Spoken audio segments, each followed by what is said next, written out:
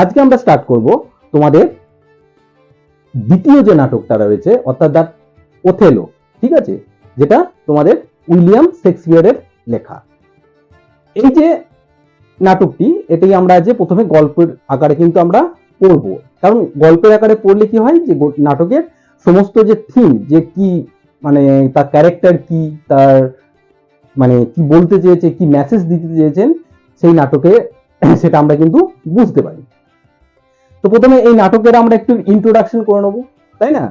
এই যে আগের নাটকটাও কিন্তু আমরা দেখেছি, এটা যেটা আমরা পড়লাম যেটা ছিল ম্যাকবেথ, সেটাও কিন্তু রিটেন বাই ছিলেন উইলিয়াম শেক্সপিয়ার। তো এখানেও এই নাটকটাও কিন্তু যে ওথেলো, এই নাটকটাও কিন্তু উইলিয়াম শেক্সপিয়ারেরই লেখা একটি খুবই একটা বিখ্যাত একটা নাটক। এই যে নাটকটা তোমাদের, এই নাটকটার অ্যাকচুয়ালি এটা হচ্ছে একটা ট্র্যাজেডি নাটক। আগেরটাও ছিল ট্র্যাজেডি, তাই না? এর পরের যে নাটকটা আছে সেটা দেখবে কমেডি। তো নাটকের বিভিন্ন রকমের ভাগ হয়, ট্র্যাজেডি হয়, কোনোটা মানে কমেডি হয়, কোনো ভার্স বা ফার্স হয়।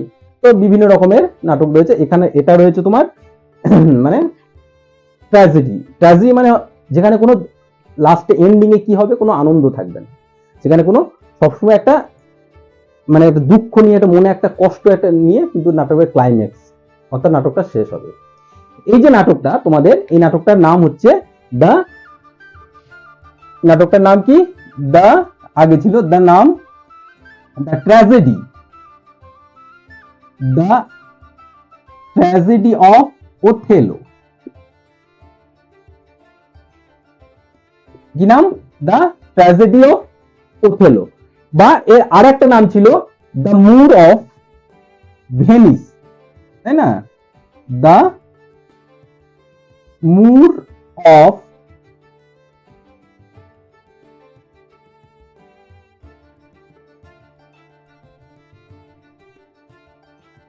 ভেনিস, অর্থাৎ এর নাম ছিল দ্য ট্র্যাজেডি অফ ওথেলো বা মুর অফ ভেনিস। এই নাটকটি মনে মানে লেখা হয়েছিল কত সালে? লেখা হয়েছিল 1603 সালে, ঠিক আছে। কে লিখেছিলেন? Written by William Shakespeare. William Shakespeare, Shakespeare বানানটাকে ভালো করে মনে রাখবে, ঠিক আছে। উইলিয়াম শেক্সপিয়ার এটা লিখেছিলেন। অনেকেই বলে এটাকে নাকি ট্রান্সলেট করা, না, অ্যাকচুয়ালি এটা ট্রান্সলেট করা নয়, এটা হচ্ছে উইলিয়াম শেক্সপিয়ারেরই লেখা। এবং এই যে নাটকটা, এটা ইন্সপায়ার, ঠিক আছে। কার দ্বারা ইন্সপায়ার? এটা ছিল তোমার একটা ইটালিয়ান একটা শর্ট স্টোরি, ঠিক আছে, যেটা লিখেছিলেন সিনথিও। সিনথিও একটা, সেও একজন মানে ইটালিয়ান একটা শর্ট স্টোরি, সেখান থেকে এটা এই যে এই নাটকটা এটা ইন্সপায়ার। যে নাটকটার নাম ছিল কি? যে উন ক্যাপিটিনো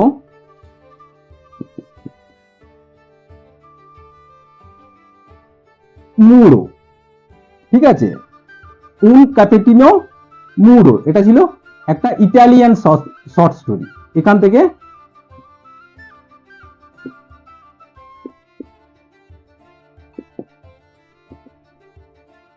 কে লিখেছিলেন? এটা লিখেছিলেন রিটেন বাই সিনথিও। কত?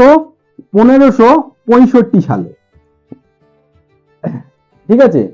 অর্থাৎ এই যে নাটকটা, এইগুলো আমরা বেসিক নাটক সম্পর্কে আমরা একটা বেসিক একটা ধারণা পেলাম, যে পরবর্তীকালে দিয়ে নাটকটার নাম কি ছিল? দ্য ট্র্যাজেডি অফ ওথেলো, ঠিক আছে। বা বা আমরা কি বলতে পারি? The Moor of Venice. Moor কথাটা মানে কি? মুর কথাটা মানে হচ্ছে তোমার যে ব্ল্যাক কমপ্লেক্সন, অর্থাৎ ব্ল্যাক কালারের পিপলদের, আফ্রিকান যে ইয়ে আছে, মানে আফ্রিকাতে সাধারণত নিগ্রোয়াইট পিপল ছিল, নিগ্রোয়াইট পিপলদের গায়ের রং কিন্তু কালোই ছিল। তো সেই সুতরাং এই কৃষ্ণাঙ্গ ব্যক্তিদেরকে সেই টাইমে মুর বলা হতো। তো এই মুর অফ ভেনিস যেটা লেখা হয়েছিল কবে? যে রিটেন বাই, কখন রিটেন হয়েছে মানে লেখা? 1603 সালে। কে লিখেছিলেন? William Shakespeare.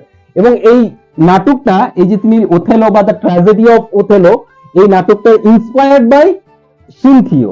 সিনথিওর ইটালিয়ান যে একটা শর্ট স্টোরি, যে সিনথিও, সেখান থেকে কিন্তু ইন্সপায়ার হয়ে, যার সিনথিও লেখা হয়েছিল 1565 সালে, সেখান থেকে এই শর্ট স্টোরিটার যার নাম হচ্ছে উন ক্যাপিটিনো মুরো, এটা একটা ইটালিয়ান ভাষা, ঠিক আছে, যার মানে হচ্ছে এই যে উন ক্যাপিটিনো মুরো, এইটার মানে তোমার কি, এটা মানে হচ্ছে দা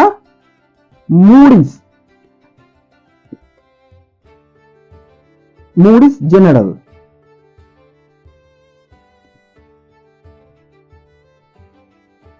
উন ক্যাপিটিনো মুরোর এর মিনিং হচ্ছে দ্য মুরিস জেনারেল, অর্থাৎ এখানে কিন্তু দ্য মুরিস জেনারেল বলতে তোমার জেনারেল নাই, ক্যাপ্টেন, সরি,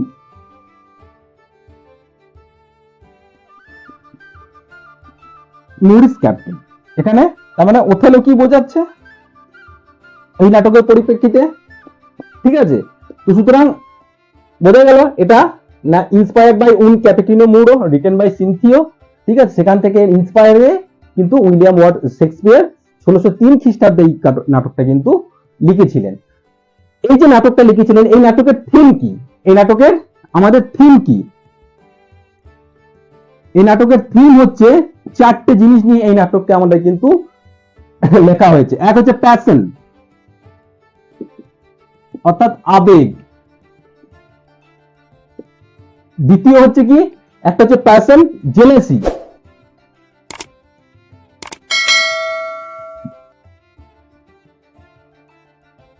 অর্থাৎ ঈর্ষা, তাই না, জেলেসি, সরি ও হবে জেলেসি, ঈর্ষা। এবং তৃতীয় হচ্ছে কি, ডিসেপশন, ডিসেপশন, DECPTION, ডিসেপশন মানে কি, মানে ডিসেপশন মানে আমরা কি বলতে পারি, যে প্রতারণা, হ্যাঁ প্রতারণা, প্রতারণা। এবং রেস মানে হচ্ছে জাতি বা বর্ণ, ঠিক আছে, যে রেসিয়াল যে ডমিনেন্সি, এইরকম ব্যাপার নিয়ে, যে ব্ল্যাক পিপল, হোয়াইট পিপল, এইসব নিয়ে। তো এই তিনটে এইটাই হচ্ছে আমাদের এই নাটকের মেন থিম, যে প্যাশন, জেলেসি, ডিসেপশন, প্রতারণা এবং রেস, ঠিক আছে। তো এইটা নিয়ে আমরা পড়বো, ঠিক আছে। পড়বো মানে কি, এটা আমরা গল্পের আকারে প্রথমে দেখে নেবো, তারপর কিন্তু আমরা এটা লাইন বাই লাইন পড়বো, কারণ গল্পের আকারে পড়ে নিলে কিন্তু সমস্ত কনসেপ্টটা তোমাদের মাথার মধ্যে কিন্তু মানে ঢুকে যাবে, তখন কিন্তু পড়তে সুবিধা হবে, ঠিক আছে। এবার দেখো আমরা কিভাবে গল্পের আকারে নাটকটাকে আমরা এবার নাটকটাকে বর্ণনা করব। দেখো এবার নাটকটা আমরা কিন্তু গল্পের আকারে কিন্তু আগে দেখে নেব। এই নাটকটি পড়ার আগে, অর্থাৎ এই যে নাটকটি, এটি মানে যে শেক্সপিয়ার তিনি কি করেছেন, এর যে মানে পড়তে গেলে দেখবে কয়েকটা জায়গার কথা তোমাদের বারবার উল্লেখ হবে, তো সেই জায়গা সম্পর্কে আমাদের একটু ক্লিয়ারিটি দরকার। প্রথমে দেখবে ইটালি, ঠিক আছে, সাপোজ এরকম ধরনের দেখবে যে যদি ম্যাপে দেখো এরকম ধরনের ইউরোপের ম্যাপ, ঠিক আছে, এর গিয়েছে আর কি, ধরে নাও সাপোজ, আর এইখানটাতে আফ্রিকা আছে, তাই না, আর এই মাঝে যেটা আছে এটা হচ্ছে তোমার মেডিটেরিয়ান সি, মেডিটেরিয়ান সি, এটা যে, আর এর মাঝে একটা জায়গা রয়েছে যেটা নাম হচ্ছে সাইপ্রাস, ঠিক আছে, এই জায়গাটার নাম কি বললাম, সাইপ্রাস। আর এর পাশে যে দেশটা রয়েছে যার নাম হচ্ছে তুর্কি। আর এই যে দেশটা দেখছো ইউরোপের, এখানে কি বললাম, এটা মেডিটেরিয়ান সি, এবং ইউরোপের এই যে দেশটা রয়েছে এটা হচ্ছে তোমার ইটালি। ইটালি, ইটালির রাজধানী কি, ইটালির রাজধানী হচ্ছে তোমার রোম, ঠিক আছে, রোমটা ইটালির রাজধানী। কিন্তু এখানে আমাদের ভেনিস কথাটা বারবার আছে, ভেনিস হচ্ছে নর্দার্ন ইটালির একটা মানে একটা টাউন বলা যায়, অর্থাৎ ভেনিস।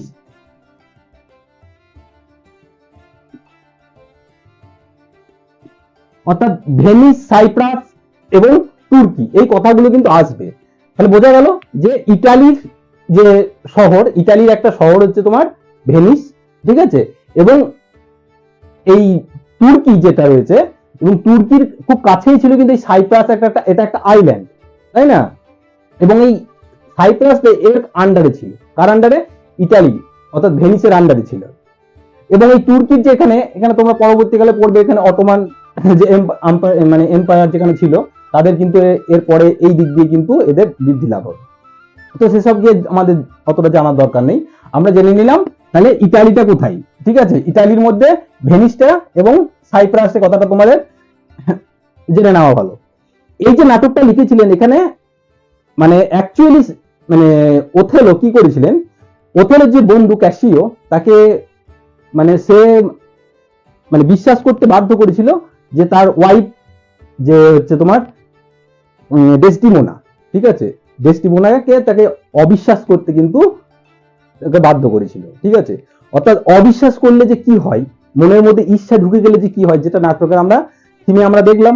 ঠিক আছে, যে প্রতারণা, তোমার ডিসেপশন, রেসিয়াল যে সমস্ত ব্যাপারগুলো রয়েছে, জেলেসি, প্যাশন, এইসব নিয়েই কিন্তু এই নাটকটা।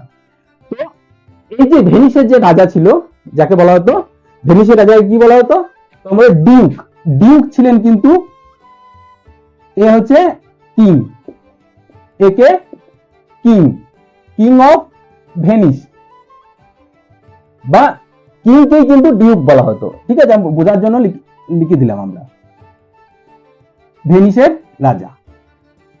এবং এর সাথে সাথে যে রাজার আন্ডারে কি থাকে, অনেকগুলো কিন্তু তোমার মানে বিভিন্ন রিজিয়ন ভাগ থাকে, তাই তো।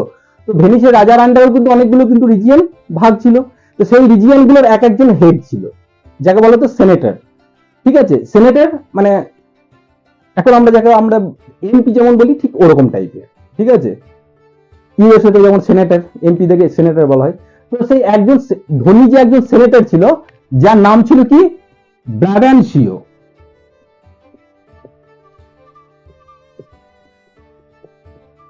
এ কে ছিল একজন ধনী সেনেটর। ঠিক আছে, ব্রাবেনশিও কি ছিল একজন রিচ সেনেটর। তাহলে আমরা কি লিখবো, rich senator of Venice.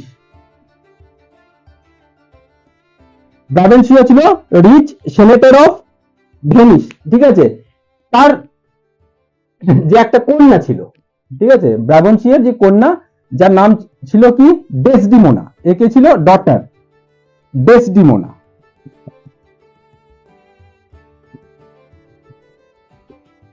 Desdemona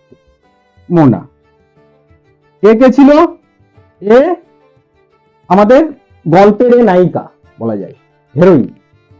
এ ছিল এর ডটার, অর্থাৎ ব্রাবেনশিওর ডটার, তাই না। এ ছিল খুব বিউটিফুল, সুন্দর, খুব মানে একদম অপূর্ব এক সুন্দরী এক নারী ছিল ডেসডিমোনা।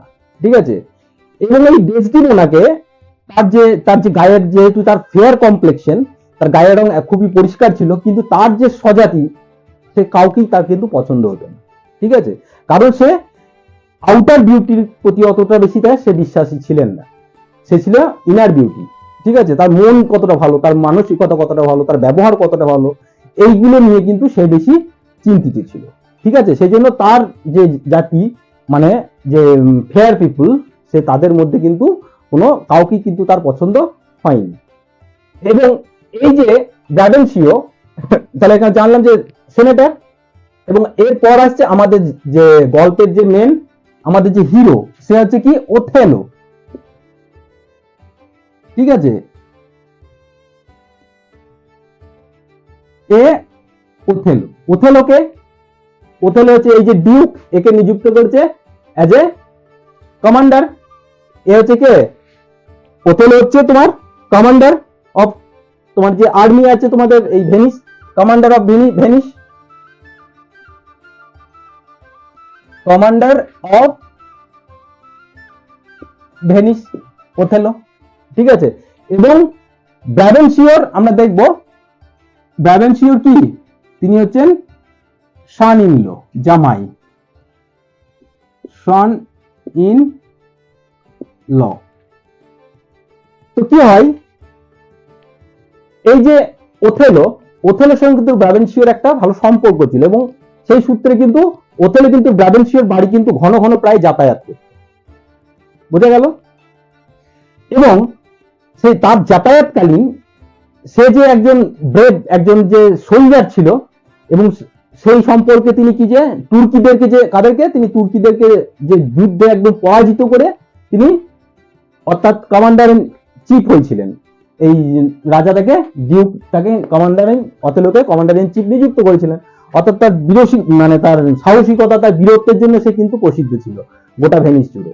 ঠিক আছে, তো সুতরাং এই এই সমস্ত গল্প কথাগুলো কিন্তু বারবার কিন্তু, যেহেতু ওথেলো ব্রাবেনশীয়দের বাড়ি যাতায়াত ছিল এবং তার কন্যাকে কিন্তু ডেসডিমোনাকে কিন্তু এই সমস্ত কথাগুলো সে বারবার বলতো। ঠিক আছে, এবং ডেসডিমোনাও এই তার যে এই সমস্ত বিজয় কাহিনীগুলোকে ভালো মানে বেশ রাপ্ট অ্যাটেনশন নিয়ে কিন্তু ডেসডিমোনা কিন্তু শুনতো, তাই না? এবং শুনতে শুনতে শুনতে শুনতে সে এতটাই তার গল্পে বিভোর হয়ে যেত, আর এবং এই মানে তার যে অভিযানগুলো, অ্যাডভেঞ্চারাস যে কাহিনীগুলো, সেগুলো কিন্তু খুব ভালোভাবে কিন্তু এনি মানে ওথেলো কিন্তু বলতো যে কিভাবে তিনি বাইরে মানে এক অভিযানে গিয়ে তিনি বন্দী হয়ে গিয়েছিলেন। ঠিক আছে, কিভাবে তাকে বিক্রি করে দেওয়া হয়েছিল অ্যাজ এ স্লেভ হিসাবে, লেবার হিসাবে। আবার কখনো কখনো কিভাবে একবার তাকে কামানের সামনেই তাকে কি করা হয়েছিল, বেঁধে দেওয়া হয়েছিল, এবং কিভাবে তিনি জেল থেকে তিনি পালিয়ে এসেছিলেন, এবং কিভাবে তিনি মানে যেহেতু অভিযান করতেন বিভিন্ন জায়গায়, তো বিভিন্ন জায়গাতে গিয়ে বিভিন্ন রকমের ন্যাচারাল বিউটিও তিনি খুব দেখতেন। যে এই যে আকাশের চূড়াগুলোতে মনে হচ্ছে কেমন যে একদম নীল, মানে পাহাড়ের চূড়াগুলো নীল সমুদ্র মানে আকাশে মানে টাচ করেছে। বিভিন্ন গুহা, বিভিন্ন প্রাকৃতিক যে জিনিসগুলো, সেই গল্পগুলো কিন্তু বারবার বারবার কিন্তু বলতো, এবং ডেসডিমোনাও সেগুলো কিন্তু খুব মন দিয়ে শুনতো। ঠিক আছে, এবং শুনতে শুনতে কি হয়, ডেসডিমোনা কিন্তু ওথেলোর প্রেমে পড়ে যায়। ঠিক আছে, আস্তে আস্তে ভালো লাগতে লাগে, এবং ভালো লাগা থেকে কি হয়, ভালোবাসার জন্ম হয়। তো সেইভাবে কিন্তু আস্তে আস্তে এদের ভালোবাসা বাড়তে থাকে, এবং ডেসডিমোনা এতটাই মানে এই গল্প শোনার জন্য তিনি উদ্গ্রীব হয়ে থাকতো। বাড়িতে যদি সেই টাইমে কোনো কাজের মানে কাজের জন্য আমাদের হয় না যে কাউকে ডাকছে হয়তো বাড়ির জন্য, বাড়ির লোককে কাজের জন্য, তো খুব তাড়াতাড়ি সে কাজ শেষ করে আবার এসে সে গল্প শুনতে ব্যস্ত হয়ে যায়। এবং অবশেষে সে একদম মানে মেয়ে তো বলতে পারছে না যে ওথেলোকে ভালোবাসে। ঠিক আছে, ওথেলোও কিন্তু ওকে ভালোবাসে, কিন্তু ও একটা হিন্স দিচ্ছে যে ঠিক আমার যদি এরকম কেউ একজন থাকতো, ঠিক আছে, তাহলে কি করতো, আমাকে শেখাতো, আমি তাকে ভালোবাসতাম, সে আমাকে শেখাতো কিভাবে গল্প বলতে হয়। তো এর হিন্সটা বুঝে যায় এবং একে প্রেম নিবেদন করে। ঠিক আছে, এবং এরা কিন্তু গোপনে বিয়ে করে নেয়। তাহলে ওথেলো কি হলো, ওথেলো কিন্তু একে কিন্তু বিয়ে করে নিল, এর ব্রাবেনশিয়ার ওয়াইফ হয়ে গেল, তাই না? এই বিয়ে কিন্তু এদের হয়ে গেল, কিন্তু বিয়েটা হলো কখন, বিয়েটা হলো তোমার গোপনে বিয়ে হলো, কেউ জানলো না। কিন্তু এই গোপনের বিয়ে কিন্তু বেশি দিন তো থাকলো না। ঠিক আছে, জানাজানি হয়ে গেল। তো জানাজানি হয়ে যাওয়ার পর কি হয়, এই যে তোমার এর যে বাবা ব্রাবেনশিও, এ কিন্তু রেগে, ঠিক আছে, একদম বউ। ও দেখছি যে আমার মেয়ে এত সুন্দরী মেয়ে, ঠিক আছে, এত সুন্দর, তো গায়ের রং, এত ব্যবহার, এত গুণবতী মেয়ে, সে কিরকম একটা কালা চিত্তা একটা লোককে কিভাবে ভালোবাসতে পারে? ঠিক আছে, সে একদম ডার্ক কমপ্লেক্সনের একটা লোক, হ্যাঁ, একে কিভাবে ভালোবাসতে পারে? নিশ্চয়ই এর কোনো জাদুবিদ্যা এর উপর মানে অ্যাপ্লাই করেছে, তার মন্ত্র বলে একে কিন্তু কি করেছে, একে মানে আমার মেয়েকে ডেসডিমোনাকে এ কবজা করে নিয়েছে। তো সুতরাং এই বিচার চাওয়ার জন্য এ কোথায় যায়, ব্রাবেনশি আবার কার কাছে যায়, ডিউকের কাছে যায়। ডিউকের রাজসভায় ডাক পড়ে। আবার সেই টাইমে একটা খবর আছে কি, যে এই যে বললাম যে তুর্কি নাকি কোথায় সাইপ্রাস আক্রমণের জন্য তাদের এই যে এটা কি নদী, কি সাগর, মেডিটেরিয়ান সি, ভূমধ্য সাগর। তো এই সাগর দিয়ে কোথায় আসছে, তুর্কিরা কিন্তু এই সাইপ্রাস আক্রমণ করার জন্য আসছে। এই খবরটা কিন্তু ডিউকের কাছে পৌঁছালো। তাহলে এই টাইমে কাকে দরকার, ওথেলোকে দরকার, দেশ বাঁচাতে গেলে, তাই তো? সুতরাং ওথেলো কিন্তু এই ডিউকের রাজসভায় ডাক পড়লো। এবার ডিউক হচ্ছে খুব ন্যায়পরায়ণ রাজা, ওই কেউ ডাকলো ওকেও ডাকলো, দুজনের কথাই ও শুনছে। ঠিক আছে, তোকে বললো বলো কি তোমার কি প্রবলেম, তো বললো এই ব্যাপার যে আমার মেয়েকে কি করে, আমার মেয়ে ওকে ভালোবাসতে পারবে, আমার মেয়েকে কিভাবে ও জাদু মন্ত্র বলে ও নিজের কবজায় নিয়ে নিয়েছে। ঠিক আছে, নিজের ওয়াইফ করে নিয়েছে। তো তখন রাজা কি বলে, রাজা তখন ওথেলোকে তার আত্মপক্ষ সমর্থনের সুযোগ দেয়। তো না বলে যে না, আমি কোনো জাদু মন্ত্র বা এই সমস্ত কিছু ওর প্রতি কোনো কিছু করিনি। ঠিক আছে, আমি যে সমস্ত মানে অভিযানগুলো করেছি, যে সমস্ত কোথা থেকে এসকেপ হয়েছে, কিভাবে মানে বেঁচে ফিরে এসেছি, এই কথাগুলোই কিন্তু আমি একে বারবার বলেছি। ঠিক আছে, আমার এই বলার মানে কথা বলার এই সমস্ত জিনিস থেকে মুগ্ধ হয়েই কিন্তু ও আমার ডেসডিমোনা আমার প্রেমে পড়েছে। ঠিক আছে, এবং সেই টাইমে কি করে এটা যখন কথোপকথন চলছে রাজসভায়, তখন কিন্তু ডেসডিমোনাও কিন্তু গিয়ে নিজে স্বীকার করে নেন যে হ্যাঁ, আমার উপর কোনো জাদুবিদ্যা অ্যাপ্লাই করা হয়নি, আমি কিন্তু ওথেলোকে এমনি ভালোবাসি, ঠিক আছে, আমি ওথেলোকে ভালোবাসি। তো এই কথাটা শুনে তার বাবা তো ব্রাবেনশিয়া তো রেগে একদম চটে গেল। তখন ওর বাবাকে বলে যে তুমি যখন, আমার মা যখন তোমাকে ছেড়ে এসেছিল, ঠিক আছে, তুমি হ্যাঁ অ্যাজ এ গুড ফাদার হিসেবে আমাকে লালন পালন করে বা আমাকে বড় তো মানে বড় করে তুলেছো, কিন্তু এখন আমার স্বামীর কাছে যাওয়া হচ্ছে আমার কর্তব্য। ঠিক যেমন আমার মা কি হয়েছিল, তার বাবাকে ছেড়ে তোমার কাছে এসেছিল, ব্রাবেনশিয়ার কাছে এসেছিল, ডেসডিমোনার মা। তো এই কথাটা শুনে কিন্তু ডিউক তো বোঝা গেল যে ব্যাপারটা কি। তো ব্রাবেনশিয়া কিন্তু ওথেলোকে নিজের জামাই হিসেবে মেনে নিলেও কিন্তু ডেসডিমোনাকে নিজের মেয়ে হিসেবে কিন্তু আর কি করলো না, স্বীকার করলো না। এবং কি বললো, ডেসডিমোনাকে বললো যে ঠিক হয়েছে, মানে ভাগ্যিস যেন আমার আর কোনো সন্তান নেই, ঠিক আছে। এবং একে একটা কনসার্ন, মানে একটা কি যে চেতাবনী দিয়ে দিল যে যে মেয়ে নিজের বাবাকে ভালোবাসার জন্য কি করতে পারে, ধোকা দিতে পারে, সেই মেয়ে কিন্তু তোমাকেও কিন্তু কোনো না কোনো সময় ধোকা দিতে, তোমার সাথেও কিন্তু কিন্তু চিট করতে পারে। এই যে একটা সন্দেহের বীজ কিন্তু ওথেলোর মাথায় কিন্তু ওর বাবা কিন্তু ওর শ্বশুর কিন্তু ঢুকিয়ে দিল, ঠিক আছে। এটা গেল তোমাদের আমাদের ঘটনার প্রথম প্লট। এবার তাহলে কোথায় যাবে তারা, তারা যাবে কোথায়, ইতালি ভেনিস থেকে তারা কোথায় আসবে, এবার আসবে তারা সাইপ্রাসে আসবে, ঠিক আছে। এবার সাইপ্রাসে যখন আসলো, ঠিক আছে, সাইপ্রাসে আসা মাত্রই তখন তারা খবর পেল যে ঘূর্ণিঝড়ে, যে টেম্পেস্ট, যে ঘূর্ণিঝড়ে কি হয়েছে, আসার সময় এই যে যেহেতু একটা সাগর মেডিটেরিয়ান সি এর মধ্যেই তোমার সাইপ্রাস দিকটা রয়েছে, তো এই আসার সময় তুর্কিদের যে নৌবহর ছিল সেটা কিন্তু ধূলিসাৎ হয়ে গেছে সামুদ্রিক ঝড়ে, ঠিক আছে। তখন তারা কোথায় পৌঁছালো, যখন ভেনিসে পৌঁছালো, বা ভেনিসে আসছে, ঠিক আছে। এবং এর একজন বন্ধু ছিল যার নাম ছিল ক্যাসিও, ঠিক আছে, একজন বন্ধু ছিল, ফ্রেন্ড, যার নাম ছিল ক্যাসিও।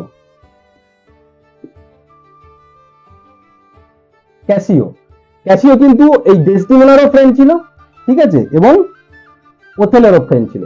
এই ক্যাসিওর মধ্যে একটা মহৎ গুণ ছিল, ঠিক আছে। কি ছিল, যে সে মানে অনেকে হয় না, কেউ এক্সট্রোভার্ট প্রকৃতি, কেউ চুপচাপ থাকে, কেউ কথা বলতে বেশি পছন্দ করে। এ যেমন দেখতে শুনতে ছিল বিউটিফুল, এর ফেয়ার কমপ্লেক্সন ছিল, তার সাথে সাথে কি মানে মেয়েদের সঙ্গে কথা বলতে এ খুব এক্সপার্ট ছিল, ঠিক আছে। যে কোনো মেয়ের সাথে কিন্তু অনায়াসে কথা বলে নিত। এবং সমস্ত পুরুষেরা কি করতো, এই ক্যাসিওকে মানে দেখে ঈর্ষা হতো, যে সে যেন তাদের স্ত্রীকে কি করে নেয়, মানে তার মানে এক কথা বলে যে গোদা বাংলা যদি বলে পটিয়ে নেওয়া, যেমন যে স্ত্রীকে যেন পটিয়ে না নেয়। তো এইরকমই একটা তার ঈর্ষা সবার মধ্যে কাজ করতো। কিন্তু ওথেলো কিন্তু যে ডেসডিমোনার বা সঙ্গে যে মেলামেশা ছিল, এর কিন্তু ওথেলো কিন্তু সেই জিনিসটা কিন্তু কখনোই অন্যান্যদের মতো কিন্তু অতটা কেয়ার করতো না। তো ঠিক আছে, তো তারা যখন আসলো, ঠিক আছে, তারপরে যখন দেখলো যে দুই কাপল যখন এলো, অর্থাৎ কোথায় এলো, সাইপ্রাসে এলো, তখন সাইপ্রাসে তাদের সঙ্গে তারও সৈন্য টৈন্য রয়েছে, তো দেখলো যে যুদ্ধ করতে হচ্ছে না, তাই তো, যুদ্ধ না হতে হতেই এরা তো খুব লাকি চাম, আসা মাত্র যুদ্ধ মানে কি, যুদ্ধ মানে তো ধ্বংস, রক্তক্ষয়, এইসব যুদ্ধ।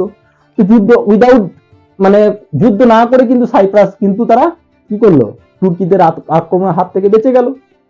একটা তো উৎসবের আমেজ।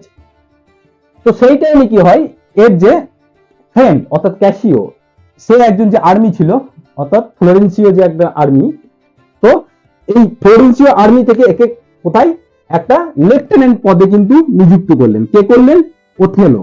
কি পদ, লেফটেন্যান্ট। লেফটেন্যান্ট বানানটা মনে রাখবে,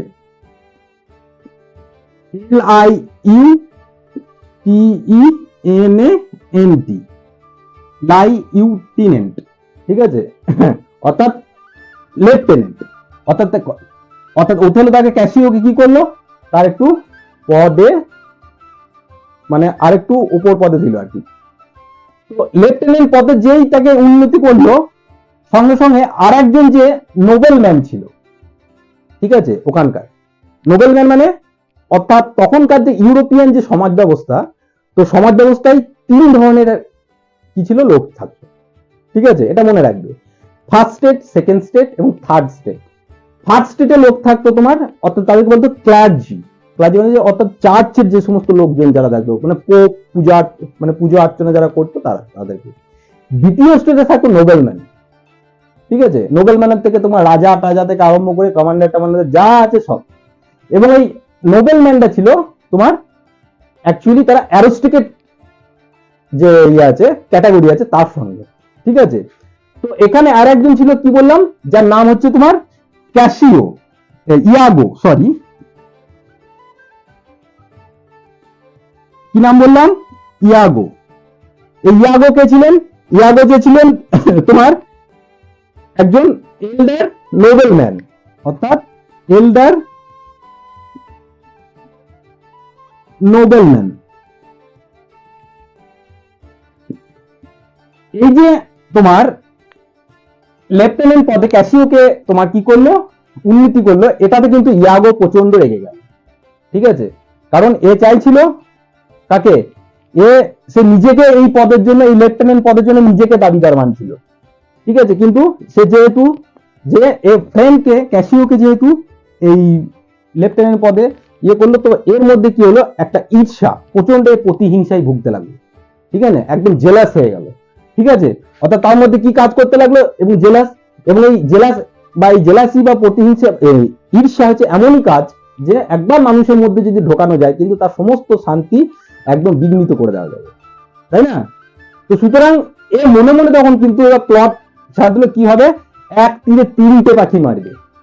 এক তীরে তো আমরা বলি দুই পাখি, এ কিন্তু তিনটে পাখি মারার প্ল্যান করলো। কাকে কাকে মারবে প্ল্যান ঠিক করলো, যে এ প্লট করলো যে ক্যাসিওকেও শেষ করবে, ওথেলোকেও শেষ করবে, আবার ডেসডিমোনাকেও কিন্তু শেষ করবে। কে?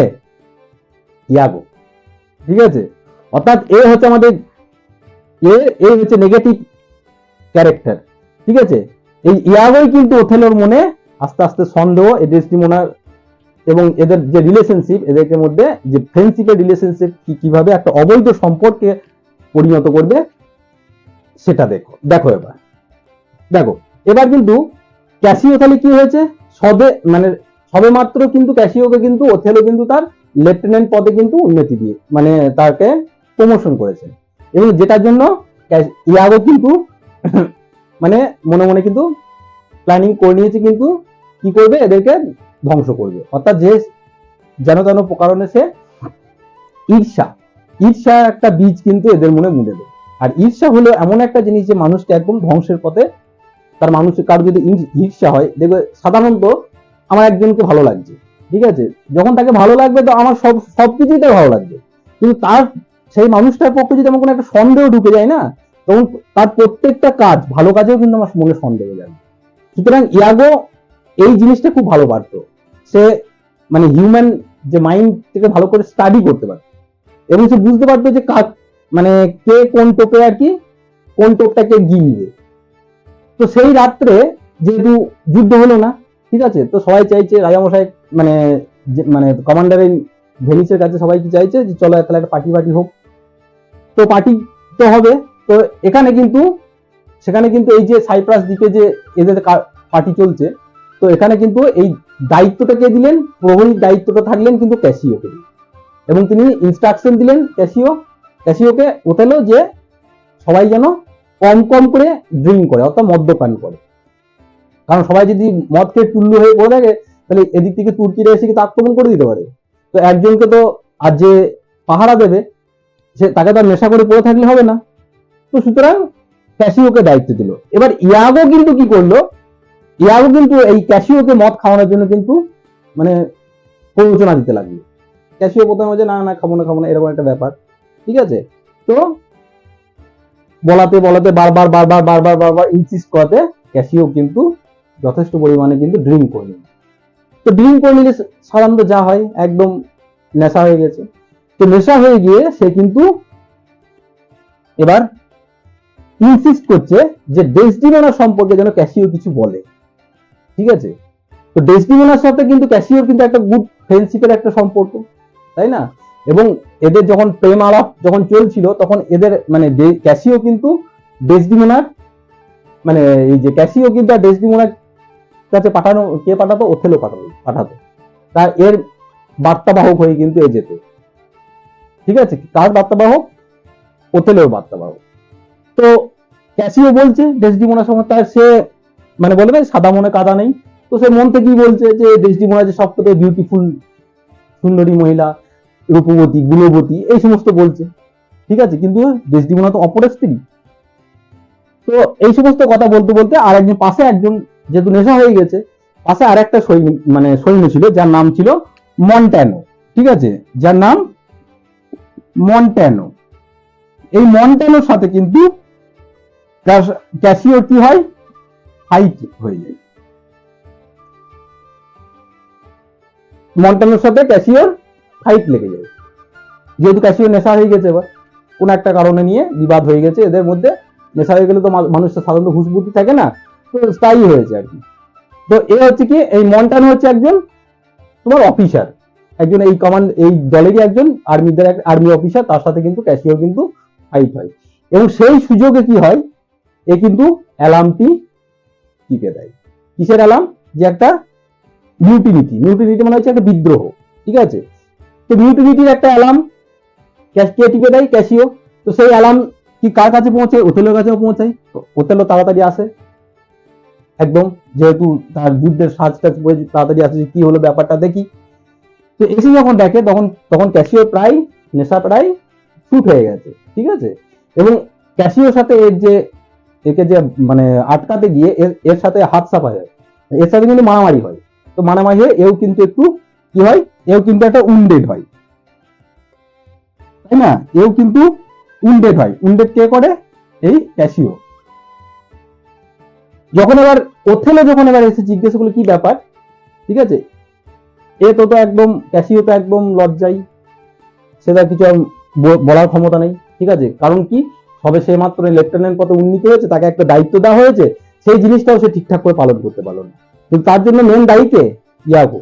কিন্তু ইয়াগো কিন্তু এমন একটা মানে ভান করতে চাইলো, মানে বোঝাতে চাইলো যে না ওথেলো মানে না মানে ওথেলো সাহেব, কি যে ক্যাসিওর কোনো দোষই নেই, ঠিক আছে? সব দোষ মানে আমাদের, এরকম আর কি বলতে চাইলো।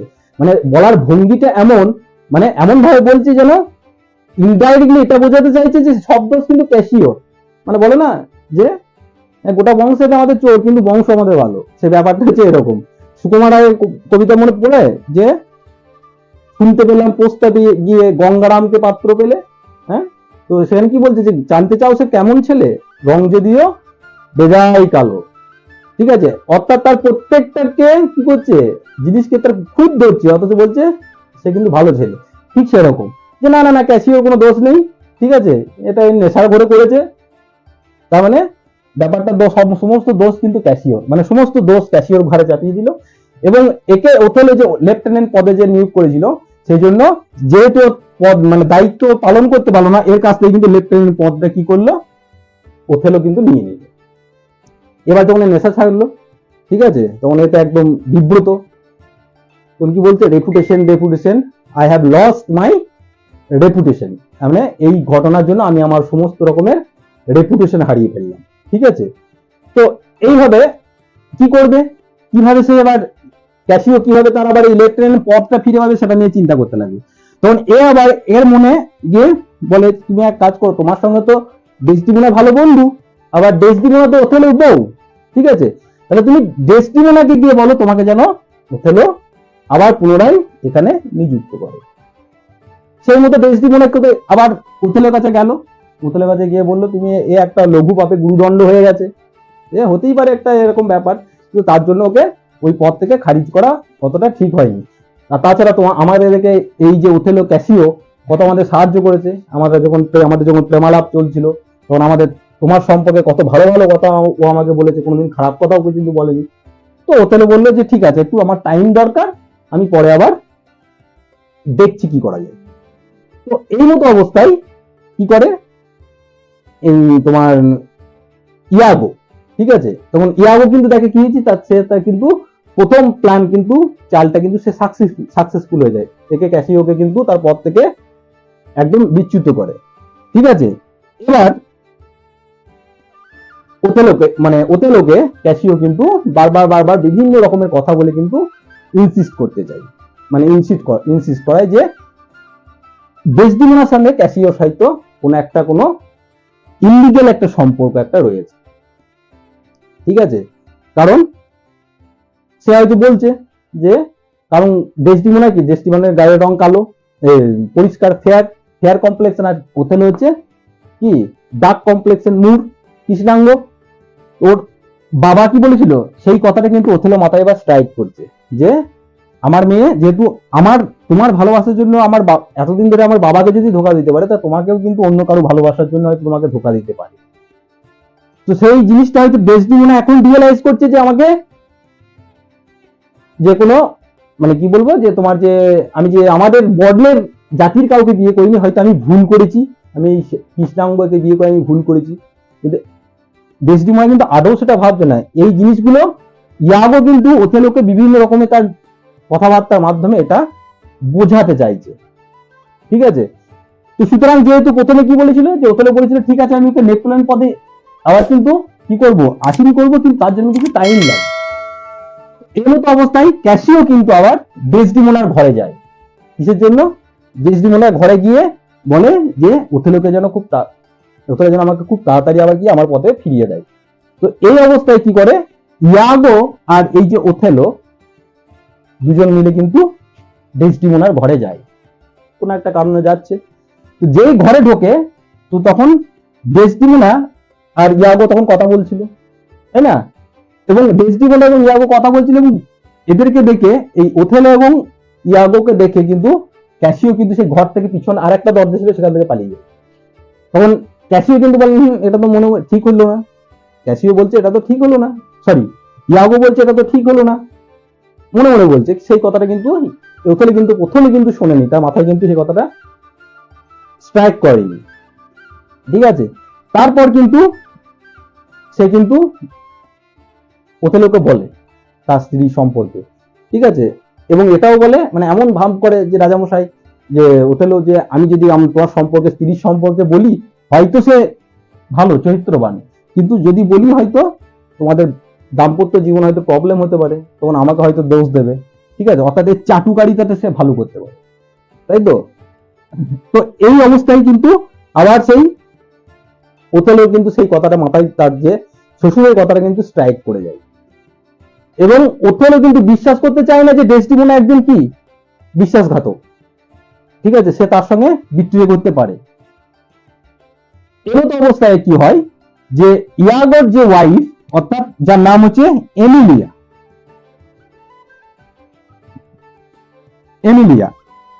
এ হচ্ছে ইয়াগোর এর ওয়াইফ। এই এমিলিয়া কি করে, এই ডেসডিমোনা ইয়াগো কিন্তু এই এমিলিয়া ঘর থেকে একটা রুমাল চুরি করতে বলে, হ্যাঙ্কারচিপ চুরি করতে বলে। ঠিক আছে, এবং এমিলিয়া সেই ডেসডিমোনা ঘর থেকে হ্যাঙ্কারচিপটা চুরি করে নিয়ে আসে, এবং সেই হ্যাঙ্কারচিপে কি একটা আঁকা ছিল, একটা স্ট্রবেরির একটা সাইন আঁকা ছিল, স্ট্রবেরি দেওয়া। তো সেই হ্যাঙ্কারচিপটা কি করে সে কিন্তু ইয়াগোর মানে ক্যাসিওর যে রাস্তা দিয়ে যাওয়ার পথে সেখানে ফেলে দেয়, এবং যেহেতু জানে যেটা মানে ডেসডিমোনার রুমাল, তো ক্যাসিও তো সেটা নেবেই। তো এ তখন কি বলে যে ওথেলো যে তোমার যে সব থেকে প্রিয় যে জিনিসটা যে হ্যাঙ্কারচিপটা, সেটাকে তো আমি দেখেছি, কোথায় দেখেছি, সেটাকে আমি ক্যাসিওকে ব্যবহার করতে দেখেছি। ঠিক আছে, কারণ কি, কারণ এই হ্যাঙ্কারচিপটাই ওথেলো কিন্তু তোমার ডেসডিমোনাকে তার ভালোবাসার প্রথম সিম্বল হিসেবে কিন্তু দিয়েছিল। বোঝা গেল? তো কিন্তু অ্যাকচুয়ালি আদৌ জানেন না, মানে ডেসডিমোনা জানে না তার হ্যাঙ্কারচিপটা ইয়াগোর স্ত্রী কিন্তু চুরি করে নিয়েছে, সেটা কিন্তু জানে না। এবার ওথেলো তো এবার চিন্তা করছে, ঠিক আছে, যে কি মানে সে তো অটোমেটিক্যালি তার মনে একটা ঈর্ষা বা সন্দেহ ঢুকে গেছে। ঠিক আছে, তো সুতরাং সেই সন্দেহটাকে ক্লিয়ার করার জন্য সে এবার ডেসডিমোনার ঘরে যায়। ডেসডিমোনার ঘরে গিয়ে ডেসডিমোনাকে বলে তোমার সেই আমি যেটা দিয়েছিলাম সেই হ্যাঙ্কারচিপটাতে কই দরকার, আমার লাগবে। ঠিক আছে, তখন বলে ও খুঁজে বলে আমি তখন পাচ্ছি না। ঠিক আছে, তো বলে এটা তুমি হারিয়ে ফেললে, কারণ এই হ্যাঙ্কারচিপটা কোন মিশরীয় কোন এক মহিলা তার মাকে দিয়েছিল। কি জন্য দিয়েছিল? যে এই হ্যাঙ্কারচিপটা তার যদি তার সাথে থাকে, তার ব্যবহারের নমনীয়তা আসবে, কোমলতা আসবে, এবং তার যে হাজবেন্ড তাকে খুব ভালোবাসবে। ঠিক আছে, সুতরাং তুমি এটা হারিয়ে ফেলে কিন্তু খুব ভালো কাজ করনি। তো এই কথাটা তো এমনি ডেসটিমোনা তো এমনি একটু কনফিউজ হয়ে গেল, যে একটা এত মহামূল্যবান জিনিস আমি হারিয়ে ফেললাম, তো এরকম একটা আপসেট হয়ে গেল। তো এই আপসেট থেকে কাটাবার জন্য কি করলো ডেসটিমোনা, আবার কিন্তু সেই ক্যাসিওর কথাটা তুললো। ঠিক আছে, মানে এই জন্য তুললো যে সে যেন আপসেটে, মানে তার যে মনে যে ডিস্টারবেন্সটা আছে ওথালোর মনে, সেটা যেন সেই অ্যাট দ্যাট মোমেন্ট সেটা যেন চলে যায়। তো ক্যাসিও কথা যে সেই টাইমে তোলাতে ও কিন্তু আরো বেশি বেশি রেগে গেল, এবং সে ঘর থেকে বেরিয়ে চলে গেল। ঠিক আছে, এবং ঘরে পরবর্তীকালে এসে ডেসডিমোনা ঘরে এসে তাকে তিরস্কার করলো, কে ওথেলো, যে এর সাথে সম্পর্ক আছে, তোমার সাথে সম্পর্ক, এই সমস্ত বলে একে কিন্তু তিরস্কার করে, এবং সে ঘর থেকে বেরিয়ে চলে যায়। এবং এ এসে ইয়াগোকে বলে, যদি সে দেখলো যে রুমালের ব্যাপারটা বুঝতে পারলো, ইয়াগোকে এর মনে ঠিক করতে পারলো, এবং ইয়াগোকে বললো এই ঘটনাটা যদি সত্যি হয়, ঠিক আছে, প্রথমে তো তার মনে তো একটা দ্বন্দ্ব চলছিলই, কারণ একজন যোদ্ধা সে কি, যে তার কাছে ওথেলোর কাছে যুদ্ধটাই সব ছিল, তার কাছে হর্ষের ধ্বনিটাই সব ছিল, ঘোড়া চলা ক্যাভেলারি যে আর্মি, ঠিক আছে, তার যে চলার আওয়াজটাই তার কাছে সেটা একটা মধুর সঙ্গীতের মতো হতো। কিন্তু এই ঈর্ষা, এই সমস্ত টেনশন তার মনে ঢুকে যাওয়াতে সে মানে তার মনে শান্তিটাই হারিয়ে গেছে। ঠিক আছে, তার যে যুদ্ধের প্রতি আগ্রহ সেটা কিন্তু সমস্ত কিছু হারিয়ে গেছে। তো সে যখন এই সমস্ত সে বিশ্বাস করতে চাইছিল না, তবুও কিন্তু সে যখন ইয়াগো তাকে যখন বললো, তখন ইয়াগোকে সে জোর করেই যখন তা বললো তুমি বলো, নাহলে গলা কেটে ফেলবে, তখন ইয়াগো কিন্তু এই কথাগুলো বলে, এই রুমালের ব্যাপার, তারপরে এই রুমালের ঘটনাটা ঘটে। ঠিক আছে, তো এবার সে ডিসাইড করে যে কোনো কিছু না ভেবে না চিনতে সে ডিসাইড করে এই দুজনকে এবার মৃত্যুদণ্ডে কিন্তু দণ্ডিত করবেই। ঠিক আছে, তো ডেসডিমোনা তার স্বামীর ব্যবহারের দেখেছে, অবভিয়াসলি সে মানে সে তার মনে আর কি কষ্ট হয়, এবং তার যে পরিচালিকা গুলো আছে, সার্ভেন্ট গুলো, তাদেরকে বলে যে ঘরে একটা নতুন চাদর বিছিয়ে দিতে, এবং সে ঘরে নতুন চাদর বিছিয়ে দিল, এবং সে কিন্তু ঘুমিয়ে গেল দুঃখ নিয়ে, মনের দুঃখ নিয়ে। তো ঘুমিয়ে গিয়ে মাঝ রাত্রে যখন চাঁদের আলো পড়ছে, সেই time at that moment Othello কিন্তু ডেসডিমোনার ঘরে প্রবেশ করলো।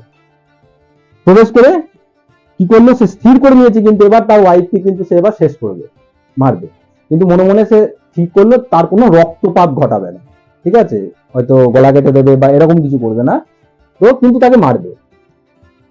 এই স্থির করে সে প্রথমে কিন্তু তার ঘরে গেল, ঘরে গিয়ে তাকে একটা আলতো করে হালকা করে একটা চুম্বন করলো তার স্ত্রীকে, এবং তার স্ত্রী চুম্বনের ফলে জেগে যায়, হয়তো ঘুম থেকে, কিন্তু তার চোখ মুখ দেখে যে ওথেলো সেইটা অ্যাট দ্যাট মোমেন্ট কি একদম চোখ লাল হয়ে কি মানে দাঁত কাপ কিটিমিটি করছে আর কি। ঠিক আছে, ওরকম বুঝতে পারে, কারণ এই বিভৎস রূপটা তার মানে ওথেলোর এই রূপটা কিন্তু ডেসডিমোনা জানে, যখন এই রূপ সে ধারণ করে সে কতটা খতরনাক হয়ে যায়। সে কাকুতি মিনতি করতে থাকে, না আমার কোনো দোষ নেই বা এরকম টাইপের, সে কিন্তু কোনো কথা ওথেলো না শুনে সেই যে নতুন চাদর বিছানায় কেটেছিল, সেই চাদরের ফাঁস দিয়ে কিন্তু তাকে গলা টিপে ডেসডিমোনাকে হত্যা করে।